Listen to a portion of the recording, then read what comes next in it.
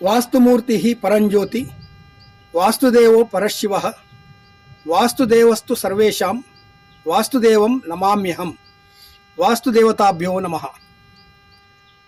ನನ್ನ ಆತ್ಮೀಯರಾದ ಶ್ರೀಯುತ ಗಣೇಶ್ ನಾಯ್ಕ್ ಬಾರ್ದಿಲಾ ನೇತೃತ್ವದ ಮೂಡಬಿದ್ರೆ ಮಿರರ್ ಚಾನೆಲ್ನ ಎಲ್ಲ ವೀಕ್ಷಕ ಬಂಧುಗಳನ್ನು ಹಾರ್ದಿಕವಾಗಿ ಸ್ವಾಗತಿಸ ಬಯಸ್ತೇನೆ. ಈ ಒಂದು ನೂತನ ಸಂವತ್ಸರಕ್ಕೆ ನಾವು ಬರ್ತಾ ಇದ್ದೇವೆ. ಈ ವಾಸ್ತುನ ಬಗ್ಗೆ ಏನು, ವಾಸ್ತು ಅಂದರೆ ಏನು, ವಾಸ್ತು ವಾಸ್ತು ವಾಸ್ತು ಅಂತೇಳಿ ಎಲ್ಲ ಕಡೆ ಈಗ ಪ್ರಚಲಿತದಲ್ಲಿದೆ.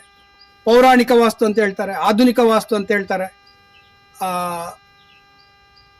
ಮಾಡರ್ನ್ ವಾಸ್ತು ಅಂತ ಹೇಳ್ತಾರೆ, ವೈಜ್ಞಾನಿಕ ವಾಸ್ತು ಅಂತ ಹೇಳ್ತಾರೆ. ಈ ಬಗ್ಗೆ ಒಂದು ಚಿಂತನೆ ಇದು ನಮ್ಮ ಭಾರತೀಯದ್ದೇ. ಯಾಕಂತ ಹೇಳಿದ್ರೆ ಈ ವೇದ ಅಂತ ಹೇಳುವುದು ನಮಗೆ ಮುಖ್ಯ. ವೇದದ ಒಂದು ಅಂಗ ಜ್ಯೋತಿಷ್ಯ, ಜ್ಯೋತಿಷ್ಯದ ಒಂದು ಅಂಗ ವಾಸ್ತು. ಈ ವಾಸ್ತುಗಳನ್ನು ಮತ್ಸ್ಯ ಪುರಾಣದಲ್ಲಿ ನೋಡುವಾಗಲೂ ನಾವು ಕಾಣ್ತೇವೆ. 18 ಜನ ಋಷಿಗಳು ಈ ನಮ್ಮ ವಾಸ್ತು ಕೊಡೆಯನ್ನು ನಮಗೆ ಕೊಟ್ಟದ್ದು. ಮುಖ್ಯವಾಗಿ ನಮ್ಮ ದೇವರೇ, ಅದು ಬ್ರಹ್ಮ ಆಗಲಿ ವಿಷ್ಣು ಆಗಲಿ ಈಶ್ವರ ಆಗಲಿ, ಅಲ್ಲಿಂದ ಬಂದಂಥ 18 ಋಷಿಗಳಿಂದ ಬಂದಂಥ ಒಂದು ಕೊಡುಗೆ.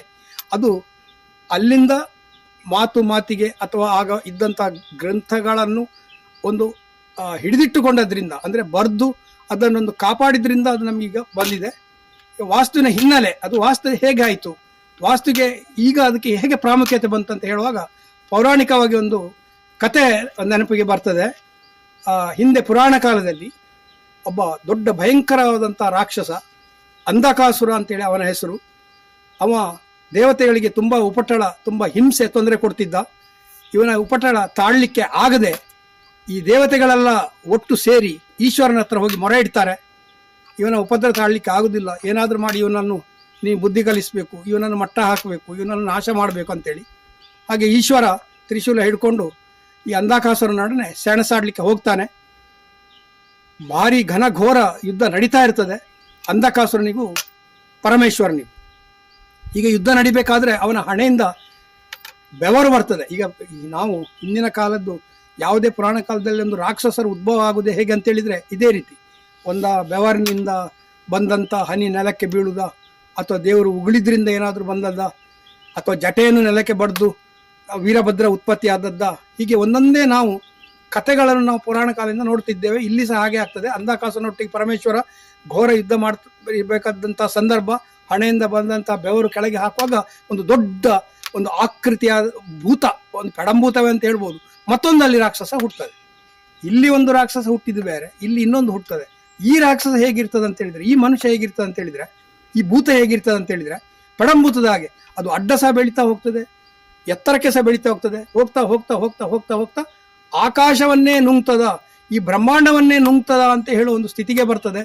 ದೇವತೆಗಳಿಗೆ ಇಲ್ಲಿ ಮತ್ತೊಂದು ಕಂಠ ಸುರ ಆಗ್ತದೆ. ಈ ಕಡೆಯಿಂದ ಅಂಧಕಾಸುರ, ಅಲ್ಲಿ ಯುದ್ಧ ನಡೀತಾ ಉಂಟು, ಅದರ ಮಧ್ಯದಲ್ಲಿ ಬಂದಂಥ ಒಂದು ಪಡಂಭೂತ.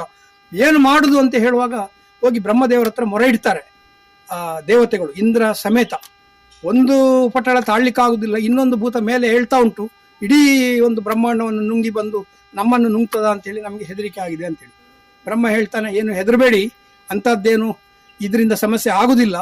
ನೀವೆಲ್ಲ ಒಟ್ಟು ಸೇರಿ ಈ ಒಂದು ಭೂತವನ್ನು, ಈ ಶಕ್ತಿಯನ್ನು ಅಧೋಮುಖವಾಗಿ ನೆಲಕ್ಕೆ, ಭೂಮಿಗೆ ದೂಡಿಬಿಡಿ, ಅಧೋಮುಖವಾಗಿ ಅದಕ್ಕೆ ದೂಡಿಬಿಡಿ ಅಂತ ಹೇಳ್ತಾನೆ ಬ್ರಹ್ಮದೇವ.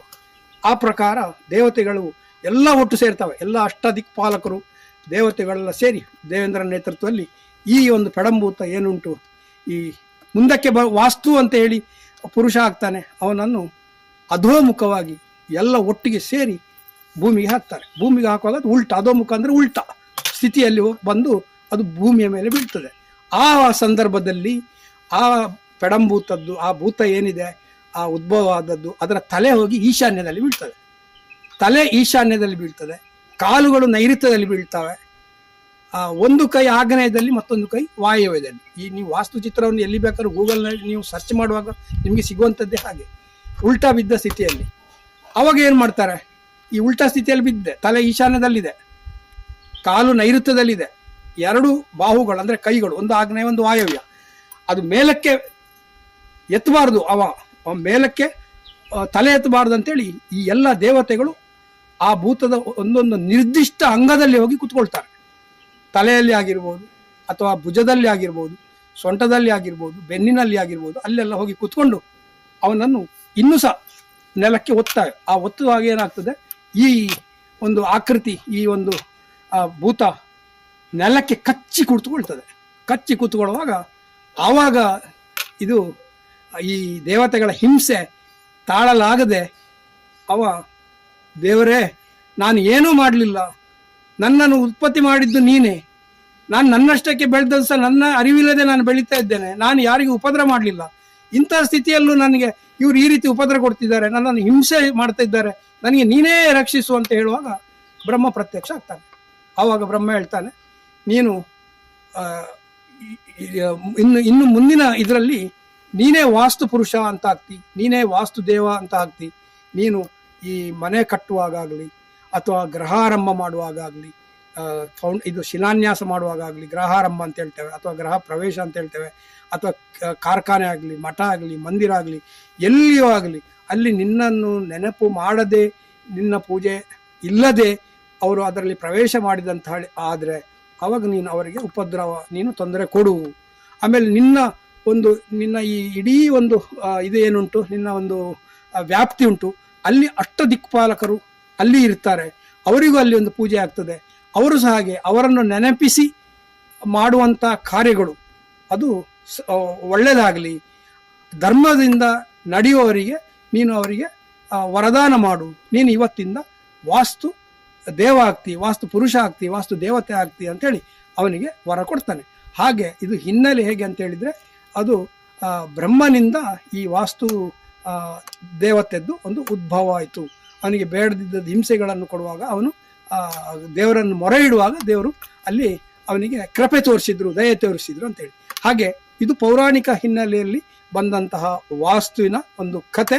ಹಾಗೆ ನಾವು ವೈಜ್ಞಾನಿಕವಾಗಿ ಏನು ಹೇಳ್ತೇವೆ ಅಂತ ಹೇಳಿದರೆ, ಇದೊಂದು ಪ್ರಕೃತಿ ಅಂತ ಹೇಳಿದ್ರೆ ಈ ಪ್ರಕೃತಿಯಲ್ಲಿ ತತ್ವ ಇದೆ. ಭೂಮಿ ಒಂದು, ಇದಕ್ಕೆ ಭೂಮಿ ಅಂತ ಹೇಳ್ತೇವೆ, ಮತ್ತೊಂದು ಗಾಳಿ, ನೀರು, ಆಕಾಶ, ಅಗ್ನಿ. ಭೂಮಿ, ನೀರು, ಗಾಳಿ, ಆಕಾಶ, ಅಗ್ನಿ ಇದು ಸೇರಿದರೆ ಪಂಚಭೂತ ತತ್ವ ಅಂತ ಹೇಳ್ತೇವೆ. ನಾವು ಭಗವದ್ಗೀತೆಯಲ್ಲಿಯೂ ಕಾಣ್ತೇವೆ, ಕೃಷ್ಣ ಹೇಳ್ತಾನೆ ವಿಭೂತಿ ಅಧ್ಯಾಯದಲ್ಲಿ 9ನೇ ಅಧ್ಯಾಯದಲ್ಲಿ ಸಹ ಬರ್ತದೆ, ಪ್ರಕೃತಿಯೇ ನಾನಾಗಿದ್ದೇನೆ ಅಂತೇಳಿ. ನೀವು ನೋಡ್ಬೋದು, ಋತುಗಳಲ್ಲಿ ನಾನು ವಸಂತ ಋತು ಆಗಿದ್ದೇನೆ, ಇದು ಮಾಸಗಳಲ್ಲಿ ಮಾರ್ಗಶಿರ ಋತು ಇದು ಮಾಸ ನಾನಾಗಿದ್ದೇನೆ, ಹಾಗೆಲ್ಲ ಬರ್ತಾ ಪರ್ವತ ನಾನಾಗಿದ್ದೇನೆ, ವೃಕ್ಷಗಳಲ್ಲಿ ಅಶ್ವತ್ಥ ವೃಕ್ಷ ಆಗಿದ್ದೇನೆ. ಅಂದರೆ ಈ ಪ್ರಕೃತಿಯೇ ದೇವರು. ನಾವು ನಿಜವಾಗಿ ಆದರೆ ಈಗ ರೂಪ ಕೊಡ್ತೇವೆ, ಅದಕ್ಕೊಂದು ವಿಗ್ರಹ ಎಲ್ಲ ಮಾಡಿ ಕೃಷ್ಣ ಹೇಗಿದ್ದಾನೆ ಅಥವಾ ರಾಮ ಹೇಗಿದ್ದಾನೆ, ಗಣಪತಿ ಹೇಗಿದ್ದಾನೆ, ಅದು ನಮಗೆ ಕಾನ್ಸಂಟ್ರೇಷನ್ ಬರಲಿಕ್ಕೆ, ಅಂದರೆ ಅಲ್ಲಿ ನಮಗೆ ಒಂದು ದೇವರ ಮೇಲೆ ಒಂದು ಭಕ್ತಿ, ಅಂದರೆ ಒಂದೇ ಕಡೆ ಒಂದು ಕಾನ್ಸಂಟ್ರೇಷನ್ ಬರಲಿಕ್ಕೆ, ಏಕಾಗ್ರತೆ ಬರಲಿಕ್ಕೆ ದೃಷ್ಟಿಯಿಂದ ಮಾತ್ರ ನಾವು ಅಲ್ಲಿ ರೂಪ ಕೊಡ್ತೇವೆ. ಇಲ್ಲದಿದ್ದರೆ ಪ್ರಕೃತಿಯೇ ದೇವರು, ಗಾಳಿಯೇ ದೇವರು, ನೀರೇ ದೇವರು, ಅಗ್ನಿಯೇ ದೇವರು, ಭೂಮಿಯೇ ದೇವರು, ಆಕಾಶವೇ ದೇವರು. ಈ ತತ್ವ, ಈ ಪ್ರಕೃತಿಯಲ್ಲಿ ಸಿಗುವಂಥ ತತ್ವವನ್ನು ಮನೆ ಕಟ್ಟುವಾಗ ನಾವು ಅಳವಡಿಸುವಂಥದ್ದು. ಮತ್ತೊಂದು ಸೂರ್ಯ, ನಮಗೆ ನೋಡಿ ಪ್ರತ್ಯಕ್ಷ ದೇವರು ಸೂರ್ಯ. ಆ ಸೂರ್ಯನಲ್ಲಿ ನಾವು ಹೇಳ್ತೇವಲ್ಲ 7 ಬಣ್ಣಗಳಿವೆ ಅಂತೇಳಿ, ಅದು ಕಾಮನ ಬಿಲ್ಲು. ನೋಡಿ ನಾವು ಮಳೆಗಾಲದಲ್ಲಿ ಮಳೆ ಬಂದ ಮೇಲೆ ಒಂದು ಕಾಮನ ಬಿಲ್ಲು, ಅಲ್ಲಿ 7 ಬಣ್ಣ ಇರ್ತದೆ. ಹಾಗೆ ಆ 7 ಬಣ್ಣಗಳು ಆ ಸೂರ್ಯನಿಂದ ಬರುವಂಥದ್ದೊಂದು ಕಾಸ್ಮೆಟಿಕ್ ರೇಸ್ ಅಂತ ಹೇಳ್ತೇವೆ, ಕಾಸ್ಮಿಕ್ ರೇಸ್ ಅಂತ ಹೇಳ್ತೇವೆ, ಅಥವಾ ಅದನ್ನು ಪಾಸಿಟಿವ್ ಎನರ್ಜಿ ಅಂತ ಹೇಳ್ತೇವೆ. ಅದು ಒಂದು ಪ್ರಕೃತಿಯಲ್ಲಿ ಸಿಗುವಂಥದ್ದು, ಪ್ರಕೃತಿಯ ಶಕ್ತಿ. ಮತ್ತೊಂದು ಭೂಮಿಯ ಅಯಸ್ಕಾಂತ ಪವರ್. ಇವೆಲ್ಲ ಒಟ್ಟಿಗೆ ಸೇರಿ ಇದನ್ನು ನಾವು ಮನೆ ಕಟ್ಟುವಾಗಲಿ ಅಥವಾ ದೇವಸ್ಥಾನ ಕಟ್ಟುವಾಗಲಿ ಅಥವಾ ಮಠ ಮಂದಿರಗಳನ್ನು ಕಟ್ಟುವಾಗಲಿ ಆ ಶಕ್ತಿಯನ್ನು ಇಲ್ಲಿ ಸಮತೋಲನದಲ್ಲಿ, ಅಂದರೆ ಬ್ಯಾಲೆನ್ಸ್ಡ್ ಅಂತ ಸಮತೋಲನ, ಅದಕ್ಕೆ ತಕ್ಕ ಹಾಗೆ ವಾಸ್ತು ಪ್ರಕಾರ ಅಂದರೆ ಎಲ್ಲಿ ಬಾಗಿಲು ಬರಬೇಕು, ಎಲ್ಲಿ ಕಿಟಕಿಗಳು ಬರಬೇಕು, ಎಲ್ಲಿ ನಮ್ಮ ಮನೆಯ ಒಳಗಿನ ಕೋಣೆಗಳು ಬರಬೇಕು, ಇಂಥದ್ದನ್ನು ನಾವು ಆ ಶಕ್ತಿಗಳು ಮನೆಯ ಒಳಗೆ ಎಂಟ್ರಿ ಆಗಬೇಕು. ಎಂಟ್ರಿ ಆದ ಪ್ರಕಾರ ಬ್ಯಾಲೆನ್ಸ್ಡ್ ಆಗಿರಬೇಕು. ಹಾಗೆ ಅಳವಡಿಸಿಕೊಂಡಾಗ ಅದನ್ನು ನಾವು ಅಲ್ಲಿ ಸಿಗುವಂಥದ್ದು ಧನಾತ್ಮಕ ಶಕ್ತಿ. ಆ ಧನಾತ್ಮಕ ಶಕ್ತಿ ನಮ್ಮ ಮನೆಯ ಒಳಗೆ ಇದ್ದರೆ ಅವಾಗ ಅದು ವಾಸ್ತುಬದ್ಧ ಆಗಿರ್ತದೆ ಅಂತೇಳಿ ಅದು ವೈಜ್ಞಾನಿಕ ವಾಸ್ತು ಹೇಳ್ತದೆ. ಹಾಗೆ ಒಂದು ವೇಳೆ ಮನೆಯಲ್ಲಿ ಆ ಧನಾತ್ಮಕ ಶಕ್ತಿಗಿಂತ ಋಣಾತ್ಮಕ ಶಕ್ತಿ ಅದು ಎಲ್ಲಿಯಾದರೂ ಹೆಚ್ಚಾಗಿ ಉಂಟು ಅಂತೇಳಿ ಅದು ವಾಸ್ತು ತಜ್ಞರ ಒಂದು ಗೋಚಾರಕ್ಕೆ ಅಥವಾ ಮನೆಯವರ ಗೋಚಾರಕ್ಕೆ ಬಂದು ಅದನ್ನು ವಾಸ್ತು ಅಂತ ಹೇಳುವುದು. ಆವಾಗ ಅದನ್ನು ಸರಿಪಡಿಸಲಿಕ್ಕೆ ನಾವು ಅದಕ್ಕೆ ಸೂಕ್ತ ಒಂದು ಮಾರ್ಗದರ್ಶನ ಮಾಡ್ತೇವೆ, ಅದಕ್ಕೆ ಸೂಕ್ತ ಸಲಹೆ ಕೊಡ್ತೇವೆ, ಅದು ಹೇಗೆ ಇರಬೇಕು ಅಂತೇಳಿ. ಹಾಗೆ ಈ ಒಂದು ವೈಜ್ಞಾನಿಕ ಹಿನ್ನೆಲೆಯಲ್ಲಿರುವಂತಹ ಒಂದು ವಾಸ್ತು, ಅದು ಸಹ ನಮ್ಮ ಭಾರತೀಯ ವಾಸ್ತುವಿಗೆ ಅಳವಡಿಕೆಯಾಗಿರುವಂಥದ್ದು. ಮತ್ತು ಈಗೆಲ್ಲ ಚೈನಾ ವಾಸ್ತು ಎಲ್ಲ ಬಂದಿದೆ, ಅದು ಸಹ ಆಧುನಿಕ ವಾಸ್ತು ಅಂತ ಹೇಳ್ತೇವೆ. ಆದರೆ ನಮ್ಮ ಭಾರತ ದೇಶ ಅನ್ನುವಂಥದ್ದು ಒಂದು ಕರ್ಮಭೂಮಿ ಅಂತ ಹೇಳ್ತೇವೆ. ಇದು ತಪಸ್ಸಿನ ಭೂಮಿ, ಇದು ಕರ್ಮಭೂಮಿ, ಇದು ಸತ್ಯ ಧರ್ಮದ ಭೂಮಿ. ಆದರೆ ಪಾಶ್ಚಾತ್ಯ ಹಾಗೆ ಅಲ್ಲ, ಅದು ಭೋಗ ಭೂಮಿ. ನೋಡಿ, ಇಲ್ಲಿ ಆದರೆ ನಾವು ವಿವಾಹ ಎಲ್ಲ ಆಗುದಾದ್ರೆ ಶಾಸ್ತ್ರ ಪ್ರಕಾರ ವಿವಾಹ ಆಗ್ತೇವೆ, ಒಂದು ಉಪನಯನ ಸಹ ಶಾಸ್ತ್ರ ಪ್ರಕಾರ ಆಗ್ತದೆ, ಸಣ್ಣದಿಂದಲೇ ಅವನಿಗೆ ಸಂಸ್ಕಾರ ಸಿಗ್ತದೆ, ವಿವಾಹ ಸಂಸ್ಕಾರ ಆಗ್ತದೆ. ಆದರೆ ಅಲ್ಲಿ ಹಾಗೆ ಅಲ್ಲ, ಅಲ್ಲಿ ಈಗ ಲಿವಿಂಗ್ ಟುಗೆದರ್, ಮದುವೆ ಅಂತ ಹೇಳುವಂಥದ್ದೊಂದು ಕಾನ್ಸೆಪ್ಟು ಪಾಶ್ಚಾತ್ಯದಲ್ಲಿ ಇಲ್ಲ. ಹಾಗಾಗಿ ನಾವು ಅದನ್ನು ಹೇಳ್ತೇವೆ, ಅದು ಭೋಗ ಭೂಮಿ ಅಂತ ಹೇಳ್ತೇವೆ. ಅಲ್ಲಿಯ ವಾಸ್ತು ಇಲ್ಲಿಗೆ ಸರಿಯಾಗುವುದಿಲ್ಲ. ಆದರೆ ಇಲ್ಲಿಗೆ ನಾವು ಈಗ ಏನು ಮಾಡ್ತಾ ಇದ್ದಾರೆ ಅಂತೇಳಿ ಕಮರ್ಷಿಯಲ್ ಯುವ ಆಗಿದೆ, ಹಾಗಾಗಿ ಅದನ್ನು ಇಲ್ಲಿ ಸಹ ಅಳವಡಿಸ್ತಾರೆ. ಚೀನಾದ ವಾಸ್ತು ನಮಗೆ ಖಂಡಿತ ಆಗುದಿಲ್ಲ, ಯಾಕಂದರೆ ಅದು ಜಡ ವಾಸ್ತು. ನಮ್ದಾದರೆ ಇಲ್ಲಿ ಜೀವ ಇರುವಂಥ ವಾಸ್ತು. ಹಾಗಾಗಿ ಈ ಒಂದು ಪೌರಾಣಿಕ ಹಿನ್ನೆಲೆಯನ್ನು ಅರ್ಥ ಮಾಡಿಕೊಂಡು, ವಾಸ್ತು ಅಂತ ಹೇಳಿದ್ರೆ ಇದರಲ್ಲಿ ಜಾದು ಇಲ್ಲ ಅಥವಾ ಇದರಲ್ಲಿ ಸಿದ್ಧಿ ಏನು ಇರುವಂಥದ್ದಿಲ್ಲ.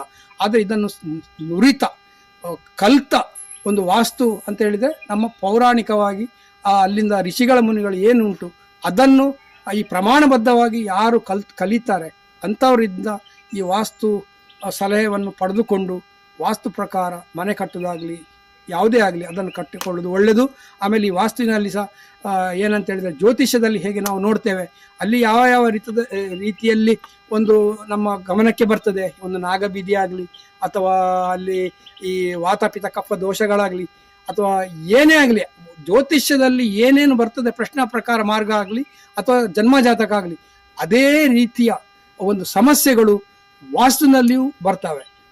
ಅದನ್ನು ನಾವು ಇಲ್ಲಿ ಈ ಪ್ಲಾಟಿಗೆ ಬಂದಾಗ ನಾವು ನೋಡುವಾಗ ಹೇಳ್ತೇವೆ, ಇಂಥ ಸಮಸ್ಯೆ ಇಲ್ಲಿ ಉಂಟು ಭೂಮಿಯಲ್ಲಿ. ಈಗ ನಾವು ಭೂಮಿಯ ಮೇಲೆ ನಾವು ಮನೆಯನ್ನು ಕಟ್ಟುವುದರಿಂದ ಭೂಮಿಯ ಮೇಲಿನ ವಾಸ್ತು ನಮಗೆ ಅದು ಖಂಡಿತ ಅಳವಡಿಕೆ ಆಗ್ತದೆ. ಒಂದು ಬಾವಿ ಆಗಲಿ, ಒಂದು ಹೊಂಡ ತೆಗೆಯೋದಾಗಲಿ, ಒಂದು ಕಾಂಪೌಂಡ್ ಕಟ್ಟೋದಾಗಲಿ, ಅಥವಾ ಮೈನ್ ಎಂಟ್ರೆನ್ಸ್ ಆಗಲಿ, ಅಥವಾ ಮನೆಯ ಒಳಗೆ ಹೇಗೆ ನಾವು ಮಾಡ್ತೇವೆ, ಹಾಲ್ ಆಗಲಿ, ಕಿಚನ್ ಆಗಲಿ, ಇದೆಲ್ಲ ವಾಸ್ತು ಪ್ರಕಾರ ಮಾಡಬೇಕು. ಈ ವಾಸ್ತು ಪ್ರಕಾರ ಮಾಡಬೇಕಾದ್ರೆ ಅಂಥ ವಾಸ್ತು ತಜ್ಞರನ್ನು ನಾವು ಹಿಡ್ಕೊಳ್ಬೇಕು. ಈಗ